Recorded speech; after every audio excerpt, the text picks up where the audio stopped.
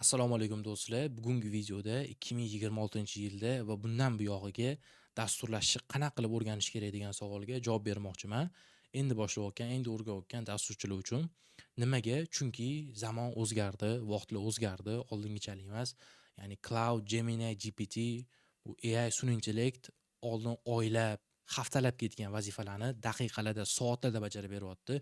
Hech nimani bilish shart emas. Prompt orqali oddiy o'zbekcha, inglizcha gapirish orqali xohlagan loyihalarni backend, frontend hammasini ideal qilib bajarib beryapti.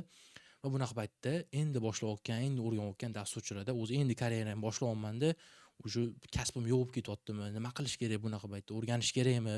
Shunaqa tushunmovchilik, dovdirash paydo bo'ladi. Ya'ni nima qilishni bilmaslik, o'rtada qolib ketish paydo bo'ladi.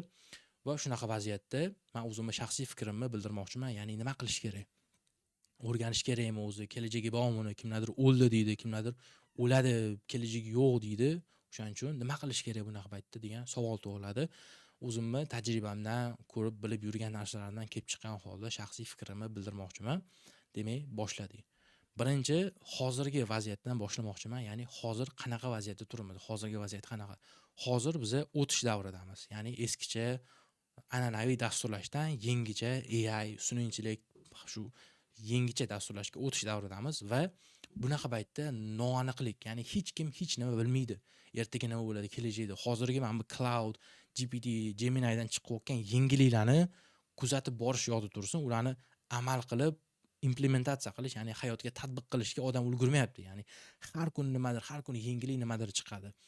Va bularni kuzatish etganimda yodida tursin, amal qilish hech nimaga odam ulgurmayapti. Ya'ni bularni kuzatib borishga. Va bu o'tish davrida ekanmiz, ya'ni hali noaniq nima bo'lishi. O'shaning uchun meni maslahatim dasturlash o'rganish kerak. Bu haqida to'liqroq video qilganman. O'tgan videolarni kirib ko'ringlar. Ya'ni o'rganish haqida. Bu video bo'lsa, xo'p o'rganish kerak ekan. Demak, qanaqa qilib o'rganish kerak? Nima qilish kerak? Xo'p, eskicha umuman AI ishlatmasdan o'rganish kerakmi yoki to'liq AI ga o'tib prompt injener bo'lib ketish kerakmi degan savolga javob bermoqchiman. Xo'p, meni pozitsiyam shunaqaki, haligacha eskicha old school dasturlashni noldan o'rganish kerak. Fundamental dasturlash tili, framework, hamma o'sha Git, Linux arxitektura, koddalashtirish, scalability, data structure, algoritmlar, database, SQL, Linux, HTTP, OOP hammasini, ya'ni fundamental bilimni men haligacha o'rganishni maslahat beraman. Bu AI ga qo'shilib, ya'ni to'g'ri AI tool'larni, yangi chiqayotgan narsalarni, yangiliklarni kuzatib borish kerak. Eng oxirini kuzatib borish kerak. Har kuni yangiliklarni kuzatib boring. Lekin hozir aytganimdek noaniqlikmi, ya'ni hech kim hech nima bilmaydimi? Nima qilish kerak? Prosta yuravermaysiz u yoqdan bu yoqqa, kelajak. Prosta o'rtada qolib ketyapsiz hozir. Na u yoqlik, na bu yoqlik bo'lmay qolyapsiz. O'shaning uchun hali hech kim bilmaydi nima bo'lishini, chunki hali ham u darajada emas. Hali AI hali ham unaqa zo'r darajada kelmagan, ishlatib yurgan odam biladi, production ishlatgan odam biladi. U o'yinchoq, tool, kichkina narsalarni yaratishda emas. Haqiqiy productionda AI haligacha eplolmaydi, hech nima qila olmaydi.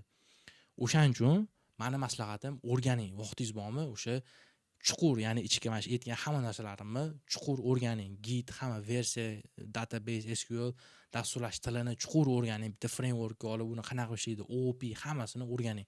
Bitta tilni tanlab, bitta yo'nalish tanlab va uni ustiga shu yangi AI tool'larni, prompt engineering, agentlar, RAG, vector database, LLM, mana hamma yangi chiqayotgan narsalarni ham uni ustiga o'rganishingizni maslahat beraman. Ya'ni fundamentlarni ustiga o'rganishingiz kerak. Mana shu meni maslahatim, ya'ni asosni kuchli qilish kerak va shuni ustiga quriladi. Qolgan mana AI tool'lar, yangi unaqalar shuni ustiga quriladi. Chunki o'sha bekor yurgandan ko'ra aytganimdek, ertaga bilmaysiz nima bo'lishini va eng qizig'i shundaki, bu faqat dasturlashda emas, hamma sohada shunaqa.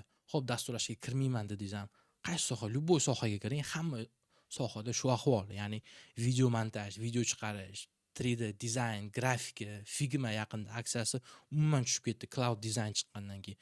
Hamma sohada shu 3D dizayn, bilmayman, любой kompyuterda ishlaydigan ishchi oling, hammasida shu ahvol. Ya'ni qochib qutula olmaysiz bu narsadan. Qo'shiq, video chiqarish, qo'shiq artistlar, rasm, hamma yoqda shunaqa. O'shaning uchun nima qilish kerak? Prosta depressiyaga olib keladi bu narsa. Ya'ni kelajakka umid yo'q, umidni so'ndirib qo'yyapti bu mana shu odamlarning gapi, fikri, ya'ni bu o'ladi, unaqa qiladi, qo'rqitish, hamma yoq qo'rqitish bo'yotibdi. O'shaning uchun ularni o'chirib qo'yib, bu har xil hammani ovozini o'chirib, men shu chuqur ichkariga kirib o'rganishingizni maslahat beraman. Sizdan hech nima ketmaydi, hech nima yutqizmaysiz. Ya'ni bu eskilikni o'rganish bilan hech nima yutqizmaysiz. Qaytangi siz hozirgi chiqayotgan vibe coderlardan ustun bo'lasiz. Bu haqida o'tgan videolarda ko'p gapirganman. Vibe coderlar haqida kirib ko'ring va shu vibe coder bo'lib qolmang. Eng asosiysi vibe coder bo'lib qolmasligingiz kerak. Ya'ni bu vibe coderlar hech kimga kerak emas. Mana shu prompt injenerlar, men prompt bilan qilaman. Chunki любой odam qila oladi. 6 yoshli bolalar hozir saytlar, applar yaratyapti.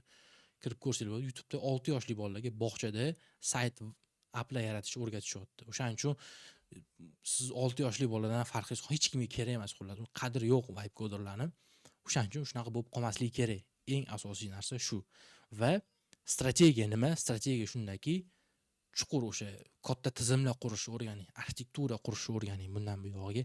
Chunki mayda ishlarni cloud, AI qiladi. Siz arxitektura qurish, tizimlar yaratishni o'rganing, buyruq berishni, ya'ni tepadan turib buyruq berib turib, mayda ishlarni AI ga qildirasiz, lekin qarorni, ya'ni dizaynni siz qilasiz. O'sha product thinking, ya'ni produktcha o'ylash, domain expertise, ya'ni domenni chuqur o'rganish, yaxshilab bilish, shu sohani, kommunikatsiya, soft skilllarni rivojlantiring. Biznes metrikalar, ya'ni qanaqa ishlaydi, produkt qanaqa ishlaydi, produkt qurish, arxitektura qurishlarni, sistem dizaynlarni o'rganishingiz kerak. Mana shu strategiya, uzoq yillik strategiya. Va qanaqa o'rganish kerak ekan, yana davom etadigan bo'lsak, AI dan o'qituvchi sifatida foydalaning. Ya'ni ishchi yoki qul sifatida emas, o'qituvchi sifatida foydalaning. Ya'ni bu qanaqa qilinadi? Ya'ni o'rgating AI ga, qildirmasdan loyihalarni sizga o'rgatish, ya'ni birgalikda qilish, qadamma-qadam, har bitta qadamni qildirib, shunaqa qilib o'rganing. Ya'ni AI dan foydalanmang demoqchi emasman. O'rganing, faqat o'sha o'qituvchi sifatida, ya'ni shunaqa modlari bor. GPT da ham, Cloud da ham, ya'ni learning modi bor. O'shani ishlating. Noldan shunda bittada qildirmasdan, nima bo'lgan tushunmasdan, nima bo'ldi deb, u ishladi deb xursand bo'lmasdan, o'zingiz birgalikda shunaqa qilishni o'rganing. Ya'ni ustoz qilib o'rganing. Bu juda ham katta ustunlik. Mana shu oldin eski dasturchilarda yo'q bo'lgan narsa, ya'ni ham yettan betdan Stack Overflow'dan qidirib ustoz yo'q, ya'ni o'rganuvchilarda. Shunda ham odamlar o'rgangan, zo'r, qaytangi zo'r o'rgangan, lekin hozir sizda tayyor tekin ustoz bor. O'shani foydalaning, ya'ni hamma ishlarni qildirmasdan o'rganing shunda.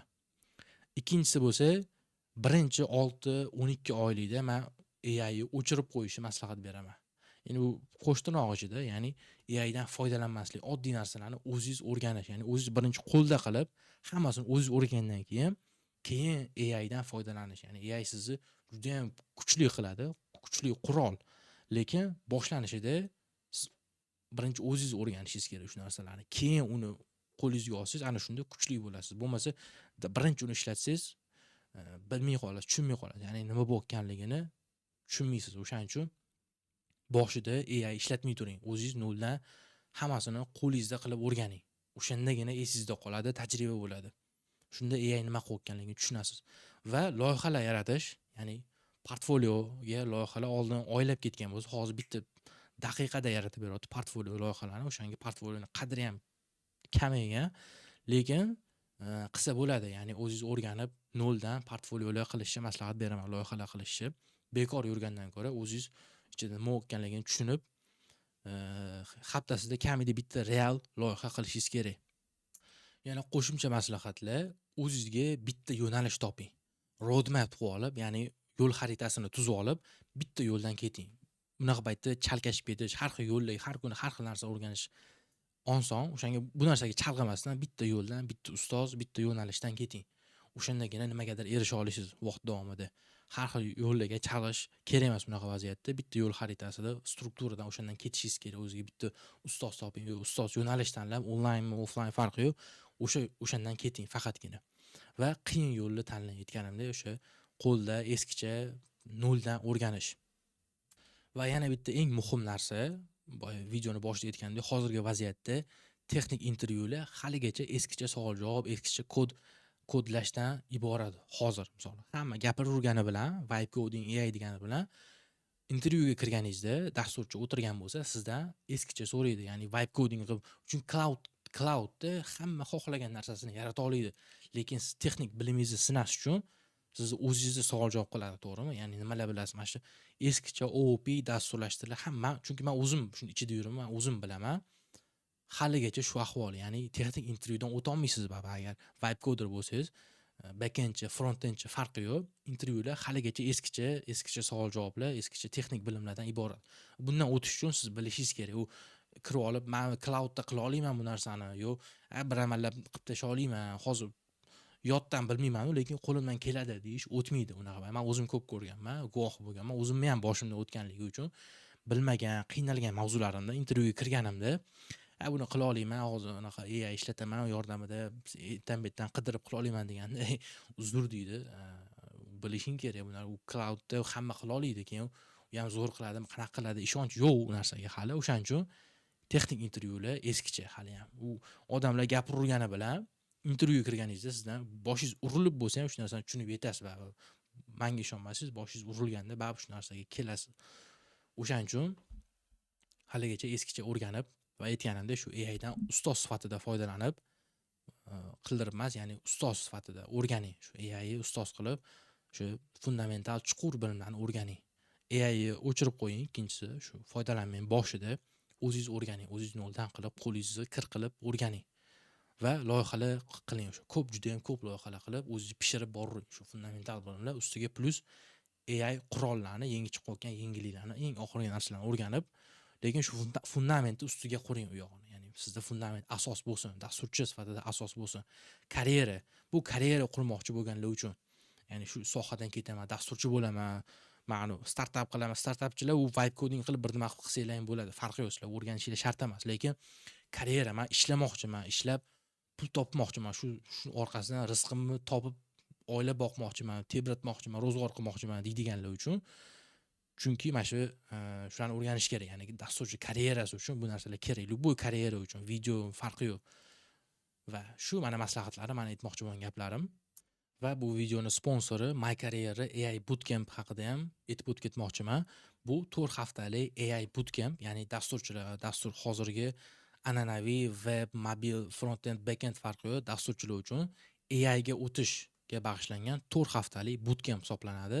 Ya'ni bu yoqda siz an'anaviy dasturchidan AI dasturchiligiga o'tish haqida o'rganasiz. Ya'ni to'liq qo'lda proyektlar bajarib, hammasi 100% praktika, 100% praktikadan iborat bootcamp, ya'ni 4 haftalik LLM, RAG, agent hammasi, ya'ni an'anaviy machine learning emas, AI ga o'tish uchun transitioning bootcamp hisoblanadi. To'liq ma'lumotni o'sha aibootcamp.mycareer.uz dan kirib ko'rishingizni maslahat beraman. Ya'ni shu AI ga o'tib ketmoqchi bo'lgan dasturchilar uchun 4 haftalik qisqa, lekin faqat praktikadan iborat bootcamp. Meni o'zim bu yoqda ustoz sifatida, shu mentor sifatida qatnashaman va sizlar bilan to'liq va shu full time 100% ishlanadi kun bo'yi. Kirib ko'rib, to'liq ma'lumotni shu saytdan kirib, shu yerda application, ya'ni topshirsanglar ham bo'ladi. Rahmat videoni ko'rganingiz uchun va keyingi videolarda ko'rishguncha.